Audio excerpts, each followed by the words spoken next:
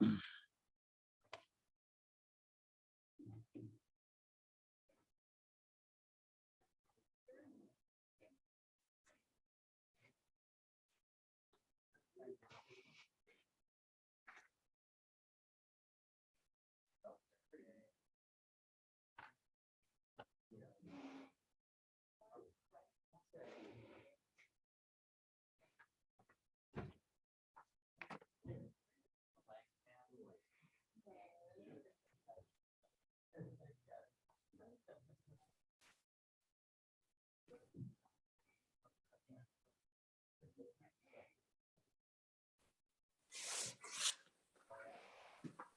Mr. Kapchitz. Hello, sir. We'll get started here momentarily. We got some people running a little late, so. Sure. Yeah, no problem.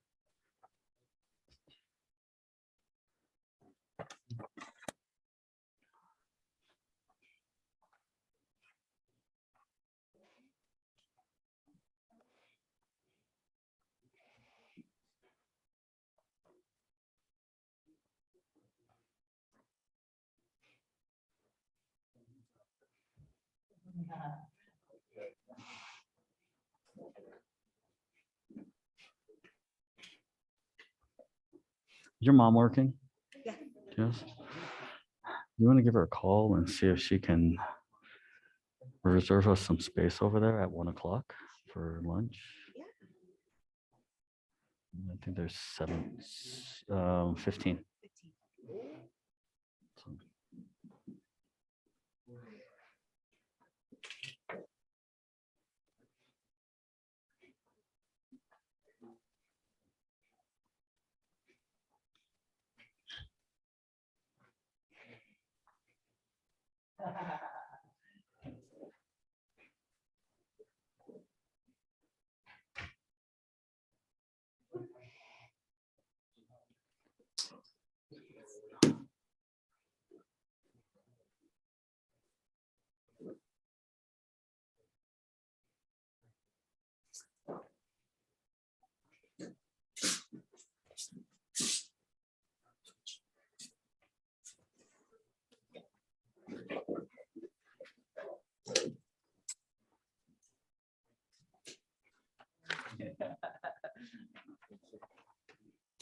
Thank you, sir.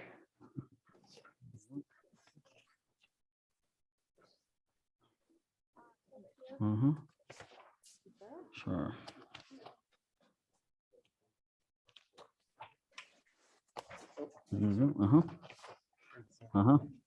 Yes, sir.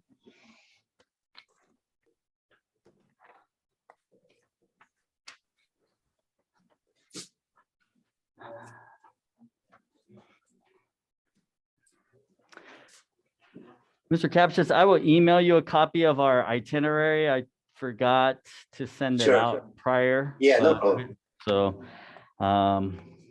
there's basically 6 points basically that we'll go through. Okay, sounds good. Thank you, sir. Uh-huh.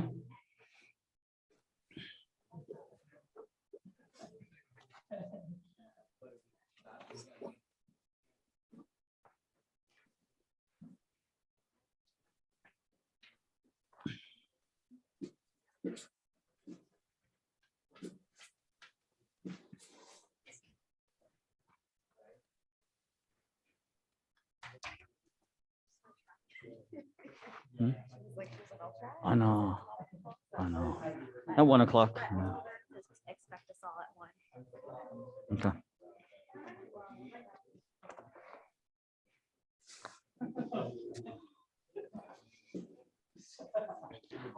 All right. Well, go ahead and have a seat. Make yourself comfortable.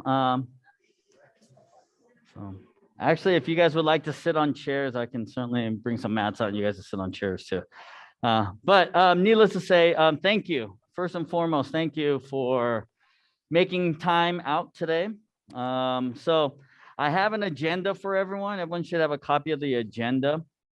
So I want to make some changes going into 2022. So if you look at bullet point number 1, one of the things that we're going to do is we're going to kind of adjust the PUMSE piece of it. So my thought process is that we will continue to teach 10 basic stands, blocking sets. We'll teach those still, but they will not be testing requirements going forward.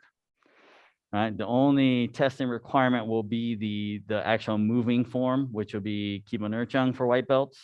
Actually, I'm still contemplating. I might change that to 4-direction punch for all white belts. So I'm still evaluating that.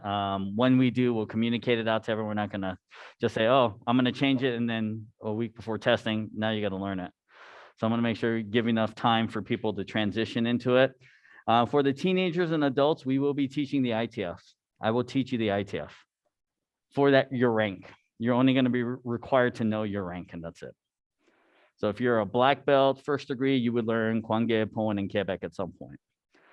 Right, and that would be what, in addition to the key, whatever the white belt form, all the way up through the Tae Paichang, Koryo, you'd have to do all of those as well. So, but what I'm finding, and the reason why I'm doing this is because I am losing my memory in regards to my ITF forms. So if I teach them, I will remember them. All right. This is what I was brought up on, so I don't want to lose any of that. So that's partly for me as well, to help develop myself as an instructor. So, but it would, once again, we're not going to go, okay, when we do prior forms, you're not going to be expected to remember the prior ITF form. If you do, that's great. Helps me out, but it's not going to be a requirement. And I will be the one primarily teaching all the ITF forms to everyone that needs to learn them. So, all right. Now, for you as instructors, we can certainly cater our instructor trainings to that so that you can learn them and remember them and memorize them. That's fine. We can certainly do that. I know a lot of you guys enjoyed some of the ones that I've shown you already. So we can certainly do that as well. In addition to that, the fitness tests, we're going to be now, students will have to pass the fitness test in order to be eligible. So it's a requirement now. It's a prerequisite to moving on to the next level. So there'll be benchmarks. So I've got enough data now. I've been doing fitness tests for almost 2 years now for everyone.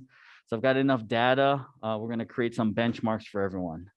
So they'll have to do a certain amount of push-ups. They will have to do a certain amount of sit-ups in order to make themselves eligible. Not all the exercises will be required per se, but some of the more important ones will be. So, things like jump roping, the push-ups, the sit-ups are going to be key, right? Your ability, probably, I'm thinking, maybe even the hurdle jumps might be one. We're probably going to add some ladder work and some balance exercises as well to that. And like I said, it'll just kind of help. So I'm looking right now. We won't do this in February, probably earliest will be April, we'll start implementing. But some of the newer fitness test items, hopefully I'll have all that done. Hopefully we'll probably have about 12 exercises for everyone. The Armor 2020 process will start at the red belt level now, going forward. So starting with this next group that wants to test, red belts that are testing in February, they will do the Armor 2020 as well. So, and then the plank, what we're gonna do is basically, we're just gonna have a benchmark for each age group and say, you have to hit that mark for your plank. All right, so, for adults, it'll be like 15 seconds. No, I'm kidding. Yeah. So, Just kidding. But yeah, so. In addition to that, there are going to be stretching benchmarks that I want to also establish. So I want students, like at the yellow belt level, all students at the yellow belt level should be able to touch their toes in the seated position, right? Without bending the knees. All right. We want to start making sure that we're working on those stretches and kind of helping those individuals get to those points. So the straddle stretch, when you're a green belt, you should be able to touch your elbows to the floor on a straddle stretch. Things like that, including the side splits. I want to get everyone to side splits. So that's why we've been doing them in class. And now they're painful. They're a little bit, I mean, even for me, now that I've been doing and at least demonstrating the one side, my one side's pretty good. Feels pretty good considering I haven't done it. So, but yeah, we're going to have some stretching benchmarks. So like with the straddle stretch, it may not be necessarily maybe touching the elbows, but it might be how wide you can get your feet. Right. So then I'll bring a tape measure out and make sure that, we're getting increasing increment on the length of the space in between your feet. All right. So those types of things to kind of help. And then terminology wise, we're going to be incorporating more of the Korean terms. And what I mean by that is not just the kicking pieces, stances, blocks, everything in accordance to what the WT or the Kukiwan is establishing. So I have this wonderful guide that I will get copies for everyone to once I get a chance to disseminate all the information. But this is from Kukiwan. And so it has all the different types of strikes that they use. So some of the terminology that we're currently using that I give you in the English is what I learned from ITF. Right. And so because it's a different federation, they don't like that. They don't like the commingling of that stuff because, ITF is known as communist, right? The communist martial art, because it's from the North. ITF is from the North. And, so with that in mind, I want to make sure that I'm teaching to the standard so that, if you happen to transition out of school and go to another school, there's not a huge learning curve when it comes to that. From a stylistic standpoint, from a knowledge standpoint, and so forth. So this is what they do. And also too, for some of you higher ranks, as you want to move up into ranks, the requirements are getting a lot more stringent about what knowledge you need to know.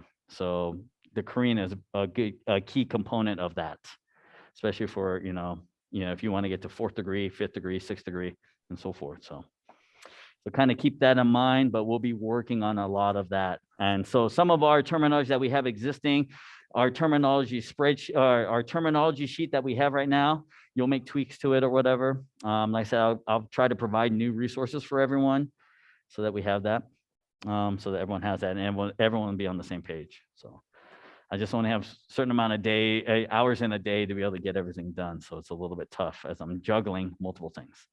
All right. So any questions at this point in regards to the curriculum and the changes? Any comments? Good, bad, indifferent? All right. I'm open to suggestions or just comments in general. All right. Point 2 is the 2022 testing schedule. So people have already been asking, well, when's the next test and so forth. So obviously we go every 2 months. So February, April, June, August, October, December. So the way we're going to do this is for the February promotion, since the February belt test and promotion will be on February 2nd through February 5th. Keep in mind, February 5th is a Saturday, and that really is mainly for my lifetime group, my lifetime kids group, so that they are doing things in conjunction with what we do instead of having a separate test schedule for them. This will also give us the ability on that. So if students are not able to test at their appropriate times, they can make it up on that Saturday here after. So, all right. So they will, during the testing times, basically, really there won't be any, let's say, formal classes during that. So it like testing week, when the prerequisite work is due, which is going to usually be the Monday of the week of testing. We'll have class, but then the following day, which is the Tuesday before the test, it's just gonna be an open gym. So students can come in, work on the things that they know work on, and then leave. And then the belt test will always be on Wednesday, Thursday, and Friday I think the 3-day schedule works better for everyone. I can spread things out a little bit and don't have to, be here for 4 hours doing tests and so forth. So, the only thing I'm not sure of, I kind of put in here for February, on January 28th, we'll do the fitness test and the Olympic sparring test. So that's the Friday before belt test. So we won't have any classes that day, right? So starting at 4 o'clock, from 4 o'clock to 6 o'clock will be fitness test time, and then 6 to 7 or 6 to 8 will be the Olympic sparring test time. Okay, obviously Olympic sparring is only required for blue belts and up that are 17 and younger. All right, it's not required for adults. Okay. So that's the way we'll do it. And then so right now everyone has all the dates that we're going to be doing this. So keep this, put these in your phones, whatever. I would recommend that, if you're going to be a part of the instructing team, try to get to as many of these, come to as many of these as possible, because this is a good process for you to be able to see what we kind of see, how we're going to cater things each testing cycle, things that we need to work on, focus on, and things like that. So let's see what else here. Does anyone have any questions in regards to that? So yeah, February test is basically February 2nd through the 5th. April test will be April 2nd through the 7th. Or sorry, I'm sorry, April 5th through the 7th. The lifetime group will test actually a week before. And the only reason for this one here is because of the fact that April 8th is regionals for tournament, AAU regionals in New Mexico. So I'll be taking the competition team down to New Mexico then. So, which kind of segues into something else. So if you're interested in being a referee, or you want to be a part of the competition team but not compete, maybe you want to be a referee, or you want to help out, you want to learn more about competition, you want to learn that process there, there's always a need for referees and things like that. So it's a good learning experience, gives you an opportunity to be able to be a part of a competition and so forth. So if you're interested in doing something like that, you want to get trained in knowing how to officiate or be a, judge forms or things like that, let me know and we can get you the training for that, because we would love to have some referees that can help out here locally as well as, traveling wise. Because I know that in this particular, our New Mexico regional, they will need referees. So if I can send a few, that'd be great. I know some of the parents, you want to watch your kids, and that's fine. I get that too. So you don't have to do it by any means. But if you have no vested interest in the tournament, but you still want to learn and you want to be a part of that, great. Let me know. June promotion will be June 6th through the 11th. August will be the 3rd through the 6th. October will be the 5th through the 8th. And then December will be the 7th through the 10th. So try to plan your schedules, plan your schedules accordingly as you see the scheduling here. And then the dates that will be closed. So for this year, we'll be closed on the 23rd, 24th, 25th, and then the 31st of December this month. January will be closed the 1st and the 17th. February the 14th and the 21st. April the 8th and the 9th. That's basically because of regionals. May 28th and 30th. July 1st, 2nd, and 4th. September 3rd and 5th. And then October 31st. And then November, you're looking at the 23rd, 24th, 25th, and 26th. And December 23rd, 24th, and 31st of next year. So these are the scheduled dates that we will be closed. Outside of that, we won't have any other closures. So most of these are in line with the national holidays. I'm not sure. July may change a little bit, partly due to the national competition. So whoever take the nationals, I'll be gone the week of 4th of July. Or if we decide that we're going to do something different, it might be in August, we'll be gone. So we'll see. And I don't want to have to close if it's not a holiday. So that's where you come in as instructor team. Hopefully we'll get you in that position where you can kind of help out with the process there. So, all right. 4th point that I have for you guys today is the black belt teaching schedule. So as black belts, you have, by you being here and being a part of this, you have kind of indicated to me that you have an interest in teaching to some capacity. So what I would like to see is basically start to schedule yourself where you can get yourself into a class to kind of help. Not to participate and be a part of, but just be there to observe, to take notes, to assist, or even I might give you the headset and say, hey, you run and go with it, kind of thing.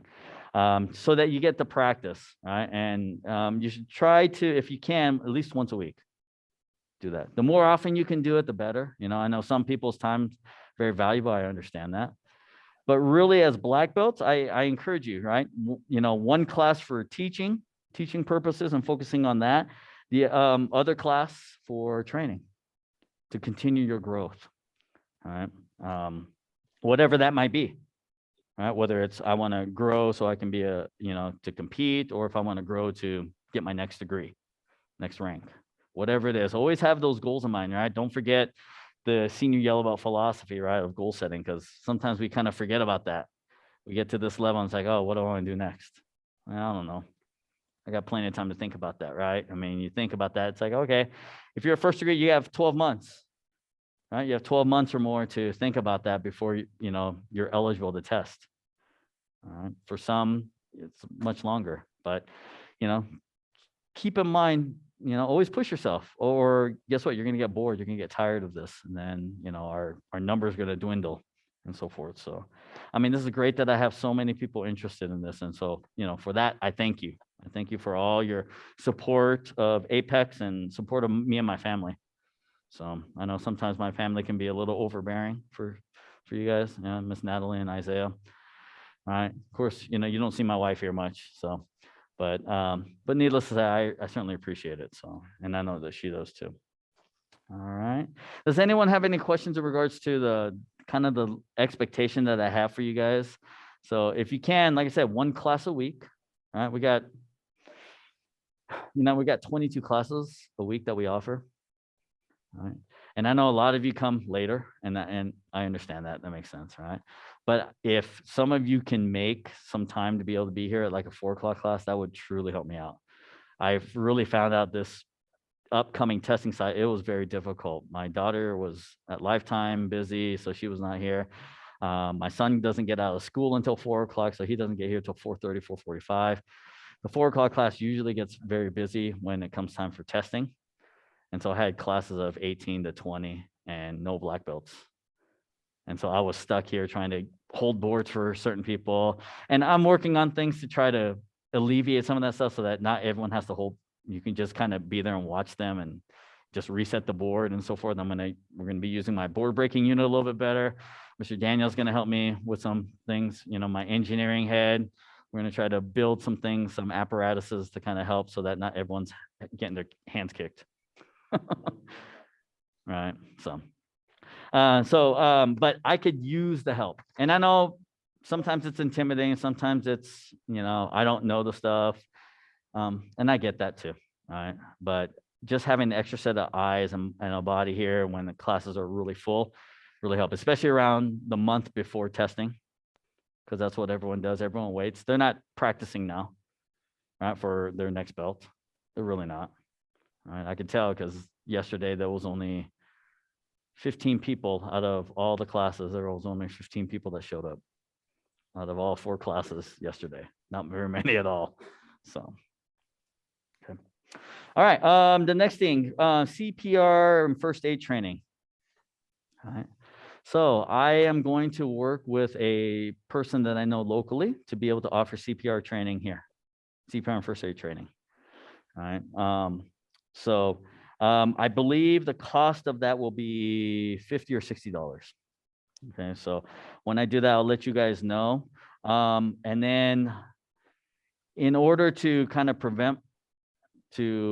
protect ourselves from any possible litigation on anything, I am going to be doing background checks on all of our black belts.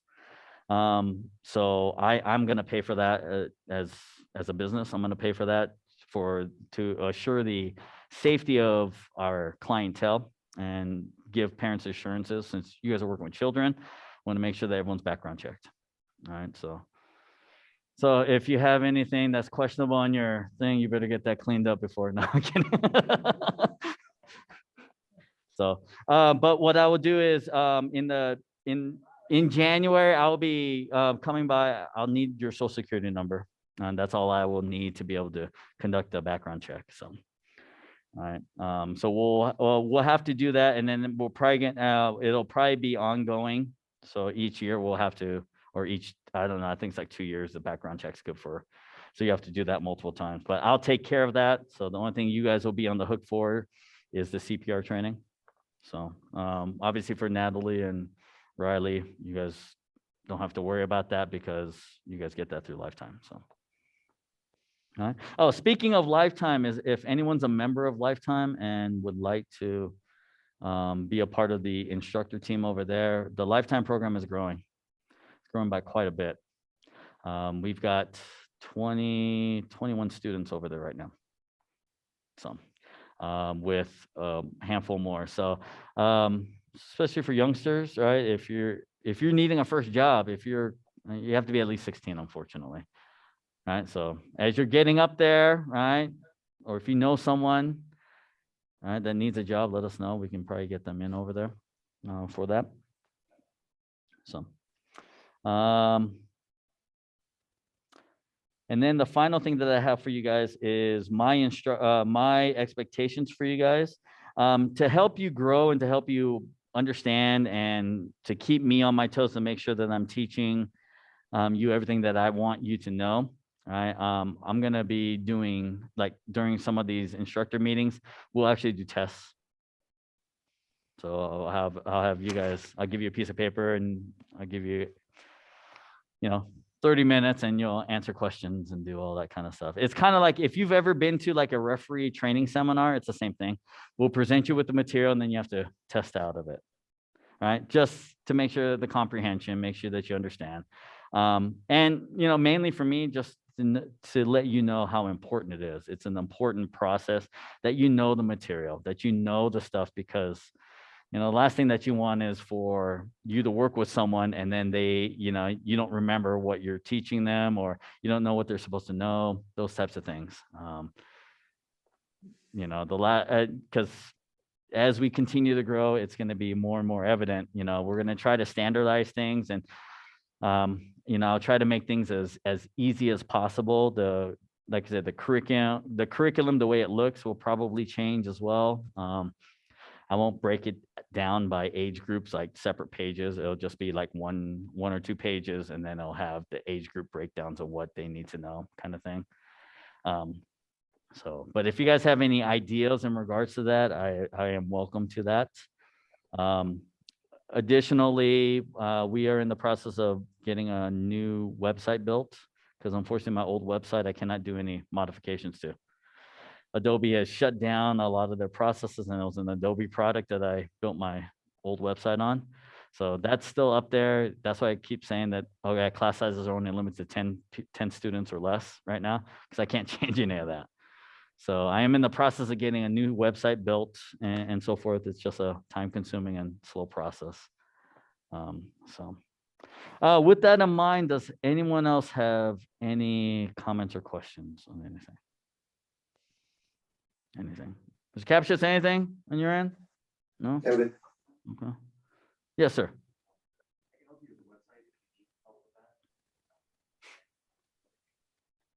Okay. Okay.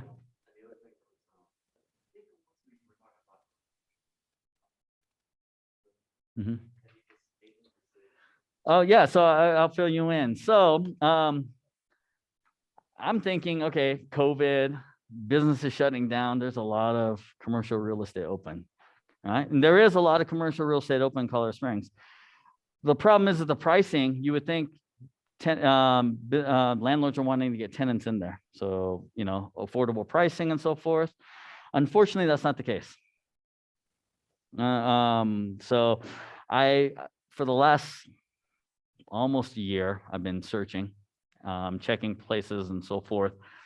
Everything around us in this vicinity within the 5-mile radius is on average $5 to $7 more per square foot than what I'm paying here.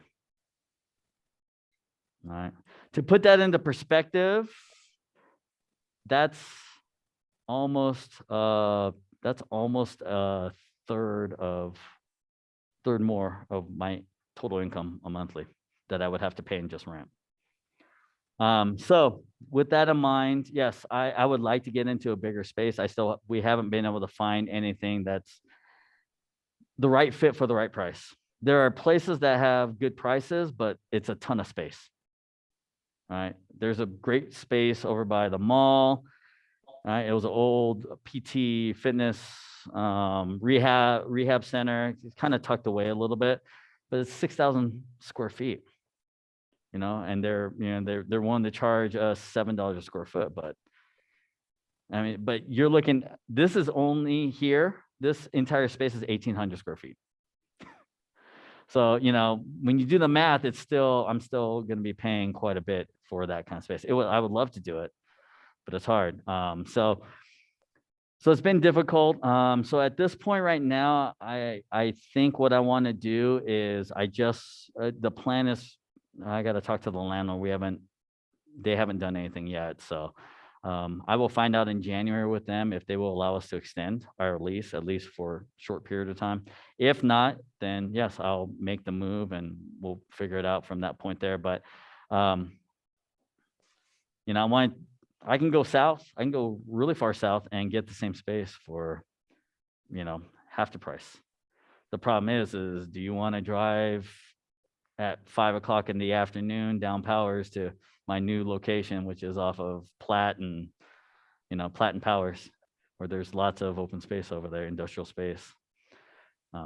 So I'm looking out for the clientele more so than anything else. So at this point right now, everything is kind of in a holding position right now.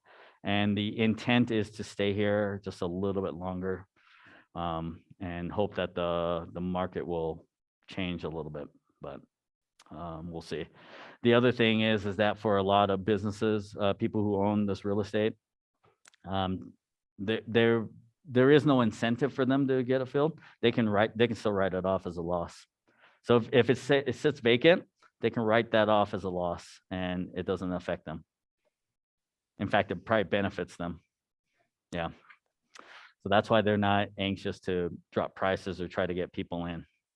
So, I mean, there's tons of new development, but just to put things into perspective, even just going up to where Target is, going up to where Old Ranch is by Pine Creek High School, where they've got the new developments and the new retail spaces over there, right? That space is going for $40 a square foot, all right, which is nearly 4 times what I'm paying here. So the commercial real estate is out of control here. And it's because everyone's moving here. Everyone loves to be here. So no offense to the military, but they get their taste here in Colorado and then they love it and they come back after they're done with their tours and stuff. So yeah, so that's the situation that we're at right now. So with that in mind, you know, if we do stay here for a little bit longer, then, you know, my intent is we'll start cleaning some of the stuff up, getting rid of some of the equipment that we don't use, trying to upgrade some of the stuff. I'm also looking at flooring, getting a better floor put in here, so as well, so that you don't walk home with purple feet like you always do. All right, so I'm in the process of looking at that as well, but needless to say, at least right now, everything's kind of in a holding position. The lease doesn't end until April 30th. So we got about 5 months still, 4 months. Okay. What else? What other questions? Anything? Yes.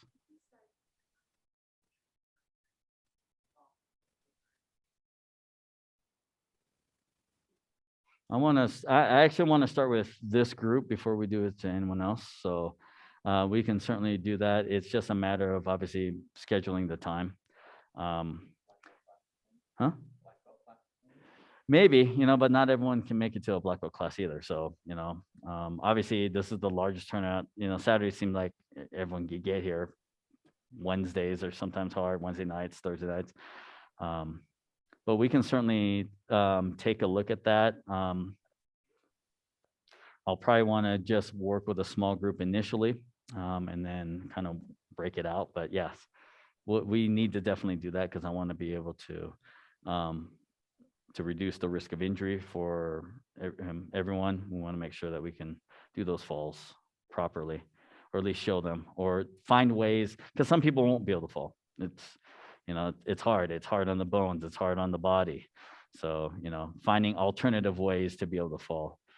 Someone who's as tall as Mr. Dorland or Mr. Hammer, that's a long way to fall down to the ground. Right?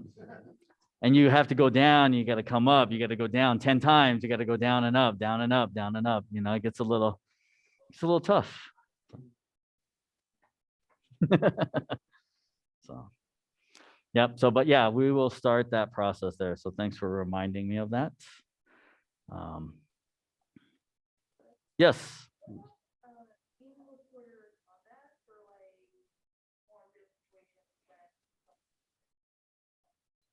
Are you talking about like you're in a fight?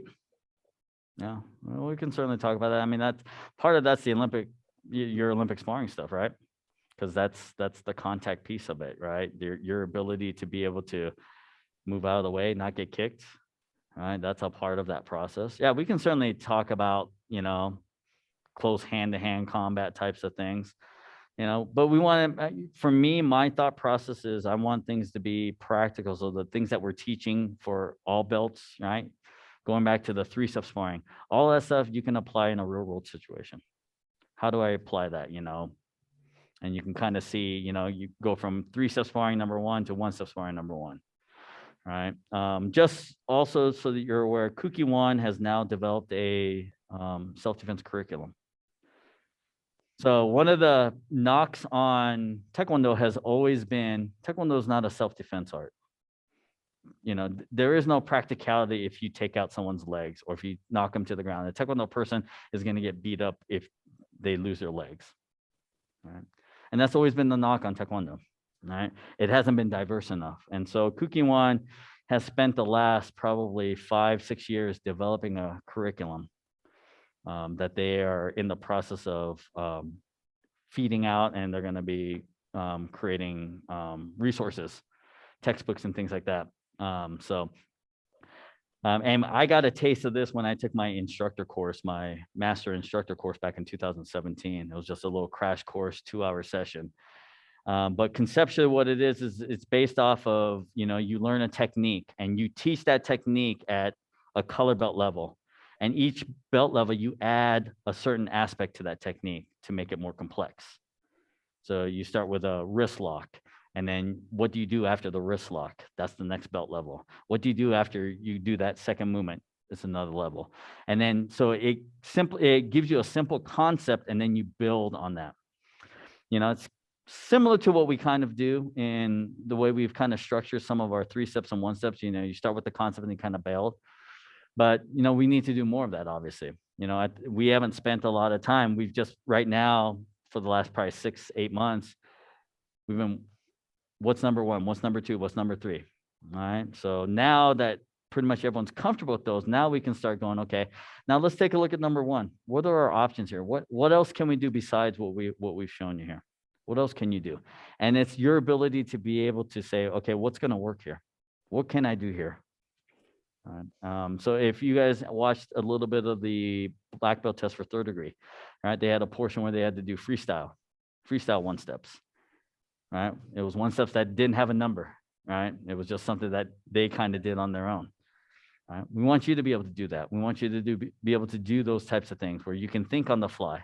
How do I get out of that situation? Or how do I defense against that punch? How do I defend? We haven't done anything about, well, if someone tries to kick me, well, someone has a weapon. And once again, that's a process, right? Because you have to understand, how to do a 3-step and a 1-step before you can defense against a weapon, a knife. Because all that stuff, the way we move, the way we step, that all factors into it. All right. So it's an evolving process. Everything constantly evolves. I give you the framework. I worked on the framework of creating the curriculum, and now, it's like I tweak it each time to make it a little bit better each time. All right. So it's always open. It's great that you're making those kind of comments, because then I can say, okay, well, maybe we need to build that into there a little bit more. So, because the one thing that I want for everyone to know, again, one thing I missed out on growing up is all the details. Like the details at the white belt, yellow belt, all the details that we're working on right now with these guys. When I grew up, it wasn't that way. All right. So as a black belt, what as a 1st degree black belt here, and what I've taught you, I didn't know until I was 4th degree or 5th degree. All right. One, because I didn't have a mentor to really work off of. I had to do everything out of books and things like that. All right. So it was always hard. So when you have that ability where you can work with each other, and when you have a larger group, because it was always me and maybe one other person. So I've never been, you have these massive schools that have like 400 or 500 people. I've never had that luxury. All right. So, I've always had to do everything small scale. And so I'm learning through this process. I'm learning, hey, what works, what doesn't work. I didn't like the idea of numbering for the longest time. But now that I see it, there is some benefit to it. People are remembering it, and everyone can teach to that standard. Okay, everyone knows what 1-step sparring number 9 is. Okay, let's make sure that they can do it correctly. So, and it keeps me on my toes as well as I'm, going through that curriculum. So, okay, what else? I know that you had a question.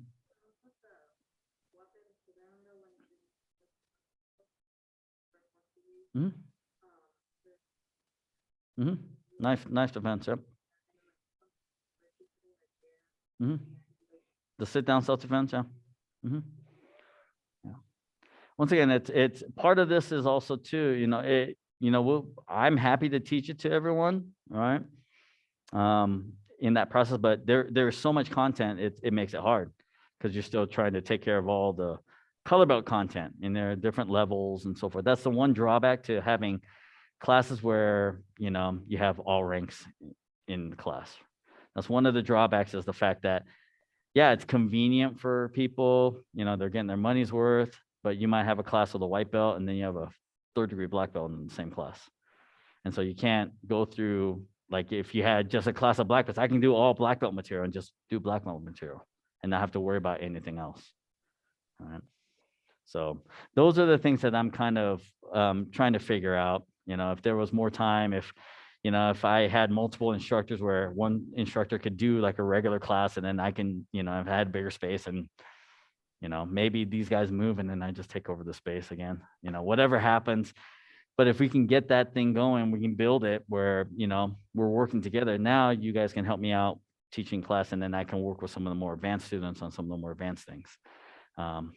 Versus, that's why I kind of started the Saturday class. Right. And we can increase it. I can add a second Saturday class if we needed to, to help with that kind of stuff. All right. But I know that your time's valuable too. So, what else?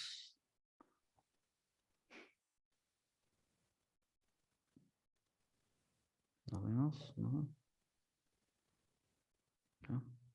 All right. So what I want to do is I want to kind of go through the stretching routine at the very beginning of class, so that we're incorporating all the stuff that we need to. So if you're having to teach the class, then I want you guys to do these stretches and so forth. So so go ahead and grab your papers, put them away, whatever.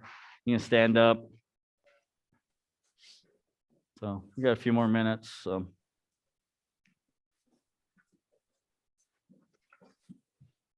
I mean, I have pens if you need to write something down or whatever too, but.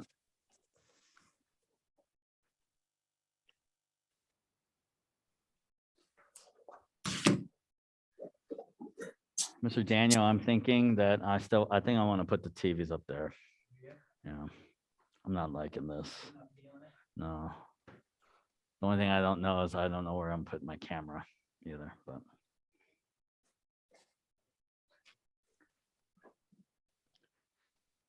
All right, so when we start the class, obviously, we'll do the neck rotation side to side.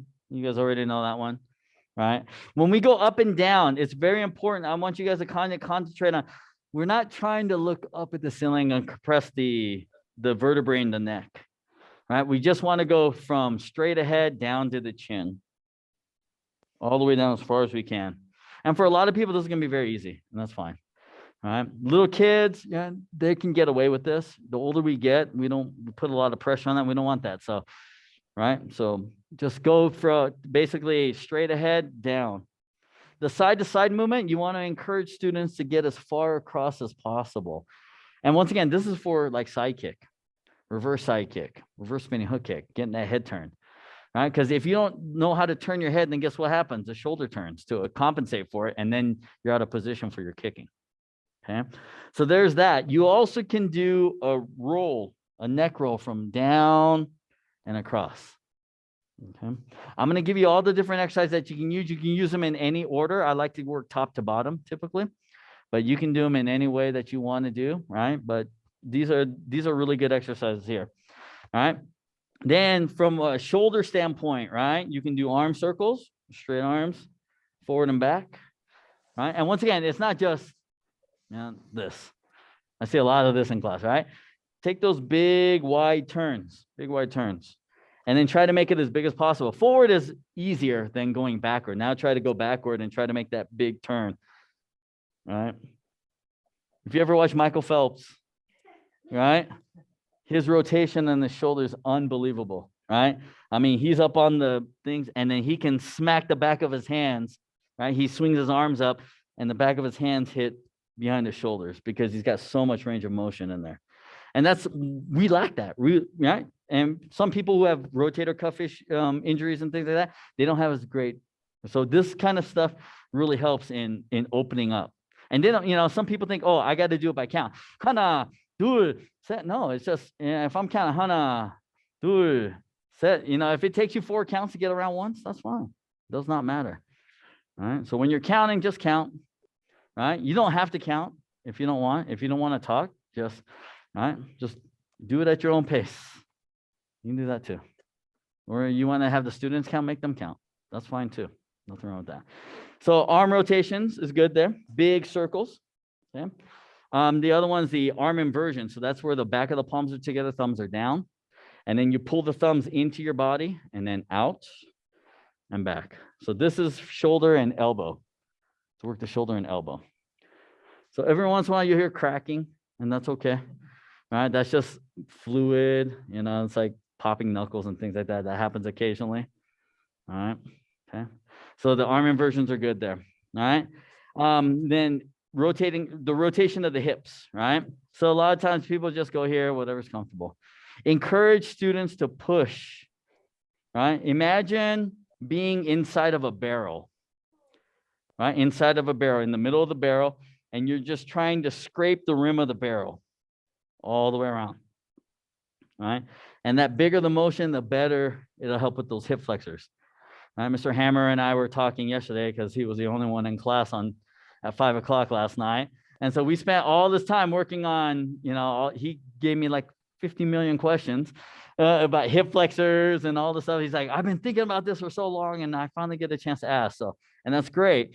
So we talked about this one here. A lot of people, you got to use that range of motion. You can't just do this. Push yourself to get a little uncomfortable. That'll help with that motion. So the bigger the circle, the better with that. Okay. Another thing that you can do is you lift the knee and then you open up and you come out and around. Okay. So it's basically knee straight up, like you're getting ready to do a front kick, knee out to the side, keeping that same height, right? Go back as far as you can and then come down and around. Okay. So that side's probably easier than starting from the back and coming around. Okay, but you'll do it both ways.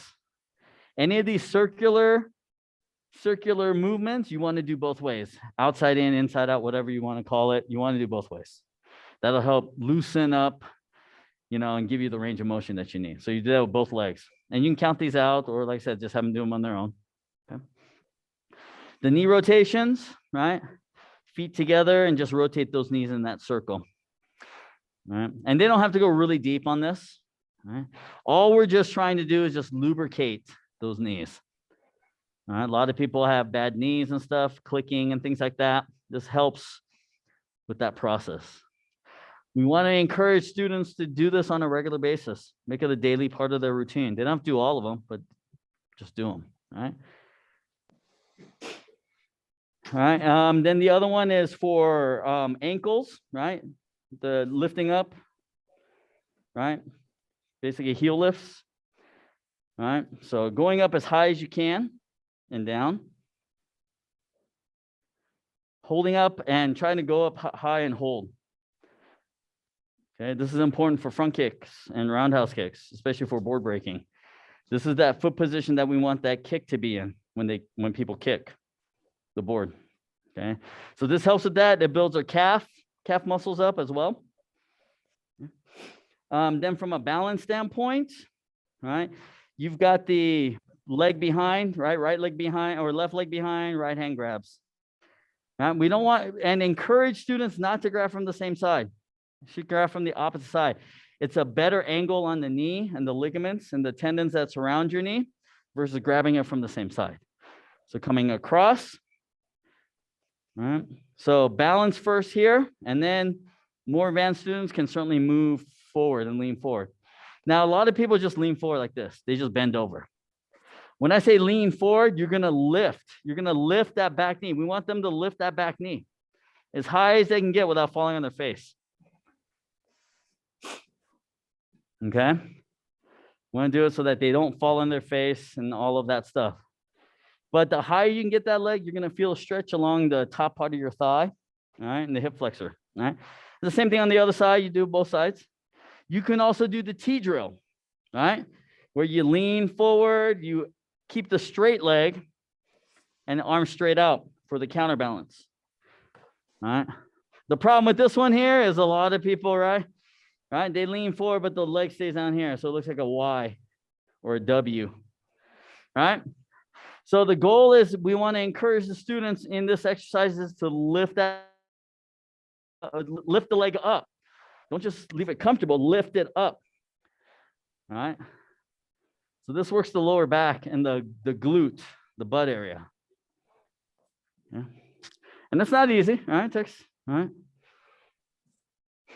All right. You can also, if you like, you can certainly do this stretch here. I don't typically do that a lot because I don't like the hip position of this. I'd rather do it in a seated position than doing it this way, standing. I think it's a lot easier in the seated position, but if you want to do this stretch, that's fine. You can do it parallel. You can cross over and isolate. You can certainly do that. There's nothing wrong with that. I'm just not a big fan of the standard with the hip out. I think it's better. It's a little bit easier on the hips when you're seated. You don't put as much pressure, but totally up to you. Yeah. All right. Then when you go into the straddle stretch, standing position, you can do this two ways. Right? You can do it where people pivot their feet and then you keep the knee straight and you stretch forward. All right. So the goal is to try to get the head down toward the knee. If they can get the head down toward the knee, then have them kind of look forward at their toes and try to get their chin down toward the knee. And then what that does is that flattens the upper body out so that try to get the chest to lay on top of the leg. All right, instead of the hunchback type of position where you're only concentrating on your head.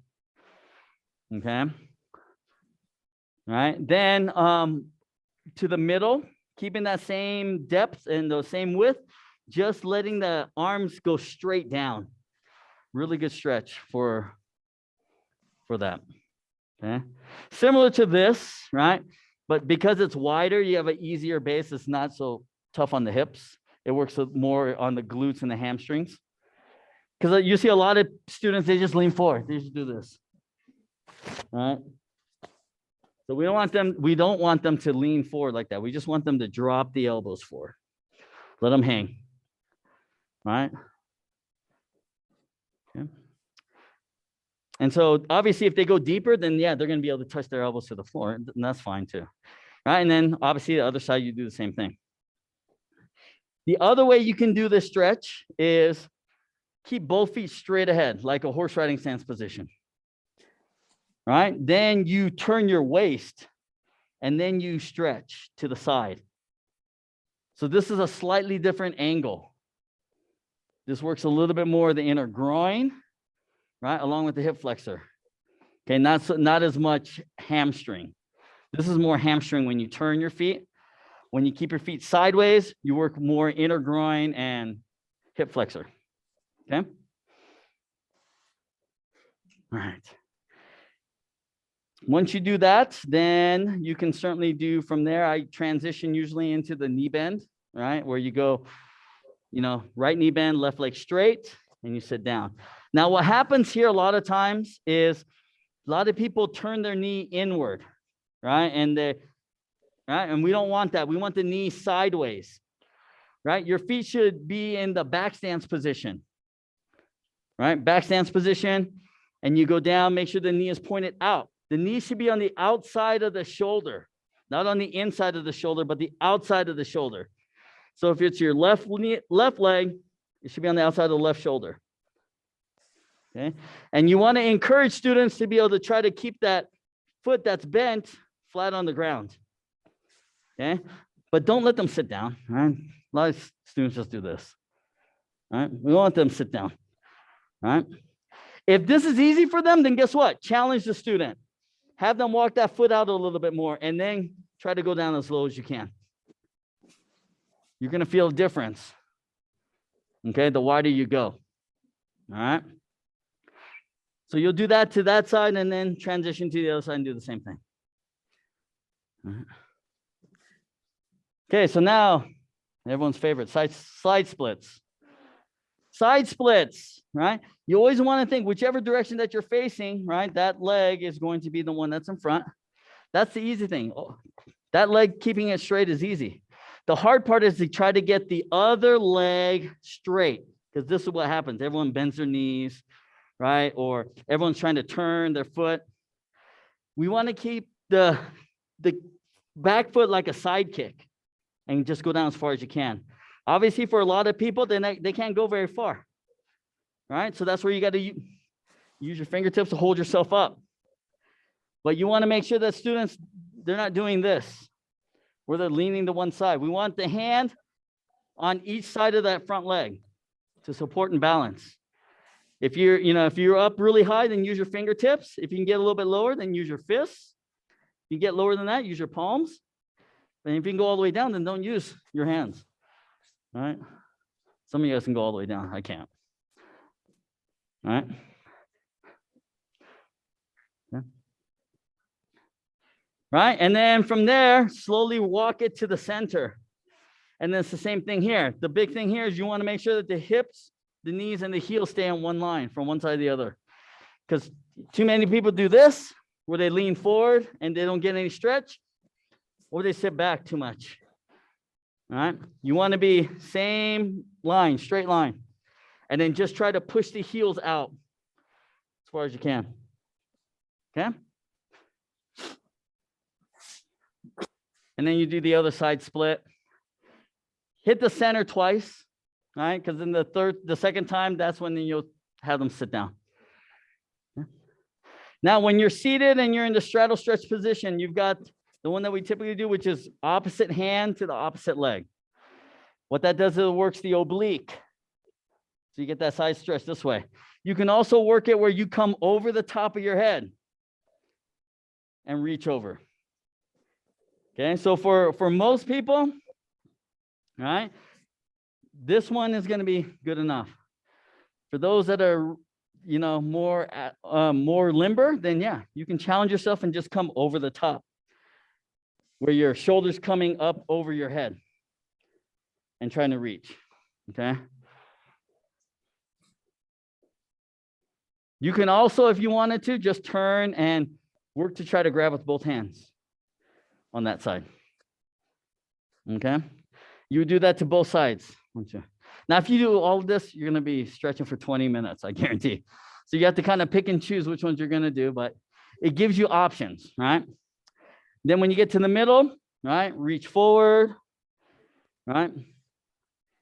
Try to get the elbows down, try to get the forehead down, try to get the nose down, try to get the chin down, try to get the chest down, all right? Try to get the belt down, all right?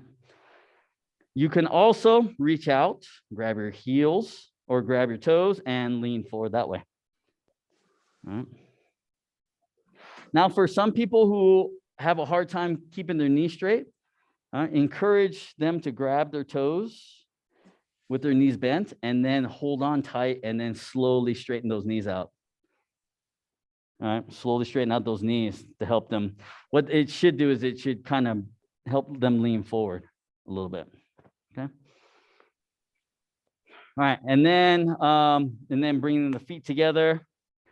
All right, you've got the standard reach, touch the toes, grab the toes, come around on the outside, grab the heel of the foot, right? Grabbing from the outside, right? Then head to the knees, right? If you can get the head to the knees, typically for most people, they're going to be folding almost halfway and flat versus the hunchback motion. All right. So those that can typically, when they can grab their heels and then they can get their head down, you know, shoulders are almost touching the shins. So they're kind of folding themselves completely flat. Most people, they're going to be hunched. They're going to be hunched. They're going to struggle to get the head down. They may be able to get the heels, but then they're going to struggle to get the head down. All right. And then your basic butterfly stretch. Oh, from this stretch here, you can also, if you want to isolate one leg on then the other, then place one leg on top, right? One leg on top in the, you know, like you're sitting cross-legged on top of your leg, and then you reach forward over the toes. Yeah. Sometimes from here, I like to also do ankle rotations. If you're planning on doing a lot of bouncing type of movements, right? A lot of footwork in the class, then you may want to rotate the ankle, right? Tell them that they're cranking their foot. Crank it the other way, right? And do that both ways. Now for, you know, the Geritol group, that's, right? If you have that, sometimes the lower back needs work. So typically from here, you can certainly, from that position where you have that cross leg, you can lift that leg that's crossed up, and then the opposite elbow comes on the outside of the knee and you twist. Right? You twist to the opposite side. That'll help with that lower back.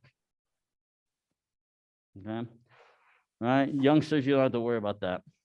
So, right? But this is good for a lot of the adults. Right? If you have a lot of adults in class, this is a good one for them. All right. You can also do it from a laying down position. You can lay back, elevate the leg straight up, and then rotate it over to the side while keeping your shoulders flat on the ground.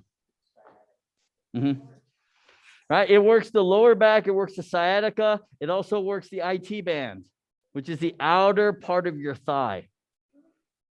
All right? This is always hard to get stretched, the outer part of the thigh, from the hip bone to the side of the knee.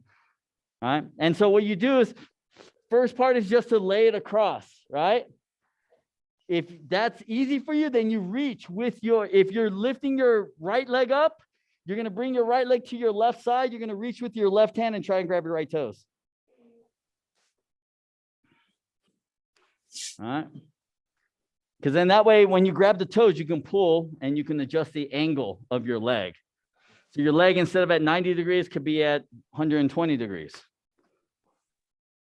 Okay. But the thing is, you want to make sure that the back is flat on the ground as best you can as you do this. And that'll help stretch out that lower back, sciatica, IT band. All right. And then your basic butterfly stretch. Okay. So with the butterfly stretch, you can do this two ways. You can do one where you bring the feet in really close and then push down, have the students push down with their elbows. All right. The other thing that you can do is you can encourage students to lift their knees while they're pushing their hands down. So they don't have to bring their feet in really close on this one, right? But what you're going to do is you're going to say tension. So try to lift your knees as you push down as hard as you can. Okay. So you do that and you're going to hold that for 10 seconds where you're pushing up and you're pushing down at the same time. Okay. Then immediately after that, take a deep breath in, exhale out, and then push all the way down. And at that point there, you should feel a little sensation of, hey, I feel like that's gone lower. All right. So instead of my knees straight up in the air, right, they're more sideways. Right. The tension helps to release the energy that's restricting our muscles. So once you get that tension, then when you relax, now you had a little more range of motion. Okay. Yes, exactly. Hyperbolic. Yep, it's hyperbolic training. Resistance training, as they say. Okay. All right. So those are the exercises that you can utilize in any capacity. I recommend probably 5 to 10 minutes. All right. No less than 5, no more than 10 on these. Okay. Additionally, since we are making certain elements of the fitness test a requirement, we're going to want to try to hit those every day. So I encourage everyone in class every day, hit your knuckle push-ups. All right. Training the students to make sure that it doesn't matter if it's close or wide grip. It does not matter. We want to make sure that they bend to 90 degrees and back. Okay. Not this, right? Not this, right? We want to make sure that we get this 90-degree angle in that arm, right? Without the rest of the body hitting. So yes, it's going to be harder for the ladies, for some of the ladies. It's going to be harder for those that are carrying a lot of weight too, right? Because it's heavy. You know, if your whole body's heavy, then it's real hard to maintain this. But the reason why we want to do these and we want people to stay on their toes, regardless of gender, right? Partly, I want to train that hand technique, right? The position of the wrist is very important. If you have bad wrist positioning, then guess what? You don't do this right. You can't do this, right? If you have good wrist positioning, right, this sets you up for when it comes time for when you're a senior blue belt, get ready to test for red belt, and you have to punch that board, right? You don't hit with those first 2 knuckles on the bottom side, right? Because a lot of times when I see punches, I see this, where you get that angle, right? That's why this trains you here. So for your own benefit, right? If you do this on the soft stuff, that's great. I challenge yourself, go to the hard stuff, go to the wood, go to the concrete, and just try to hold yourself up just on those 2 knuckles, right?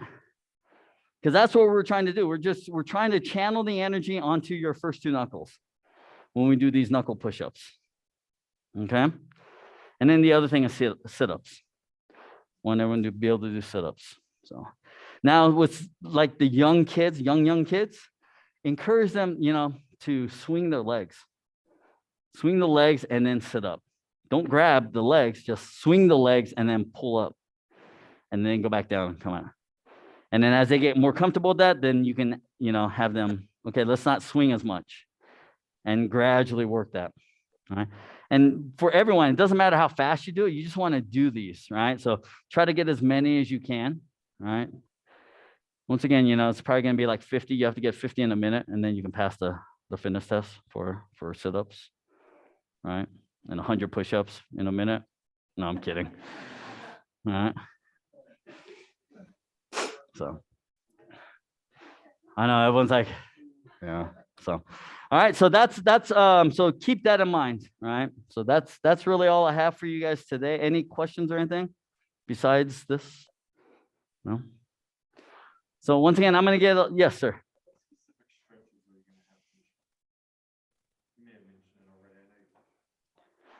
The straddle stretch, the hamstring stretch with the feet together. All right. Those are the 2 primary ones that we're going to do. Yep. Mm-hmm. And then probably side splits. Yep.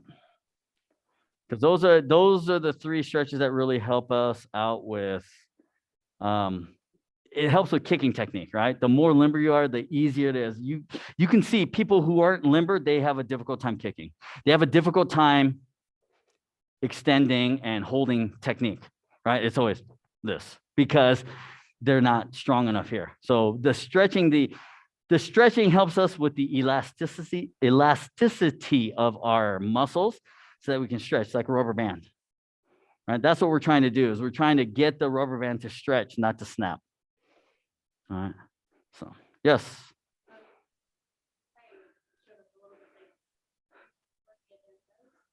I do. I'll get that to you after class.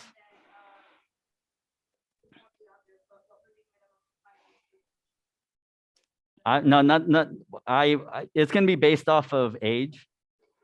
All right. So I will get all that stuff published to everyone.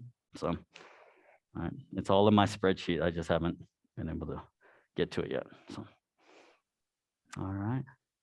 Anything else? All right. Well, as a token of my appreciation, as soon as we're finished here, I would like for all of us to head over to Happy Time, right? Lunch is on me. So anything on the menu is game. So don't worry about prices or anything. It's my appreciation to you for your commitment to Apex and your willingness to help out. So, and Merry Christmas, all right? So, Mr. Capshits, when you get back from your trip and everything and you're free and clear, dinner's on me, sir. All right. Thank you, sir. So, all right. So, no, I mean, really, thank you guys. All right. Hands to you guys. Thank you so much for your dedication, commitment, and support. I appreciate it. And, thank you for challenging me to be a better instructor, be a better business owner. All right. So, with all of that, let's go and stand and face me, please. And Chiriot and Gyeongnam. All right. So let's head over and have some lunch. All right. So enjoy. All right. So, and Mr. Caps, just have a safe trip, sir. I know you're Thank coming you, sir. up I'll soon. see you after Christmas. So All right. Merry Sounds Christmas. good, sir. Merry Christmas. Thank you. Bye.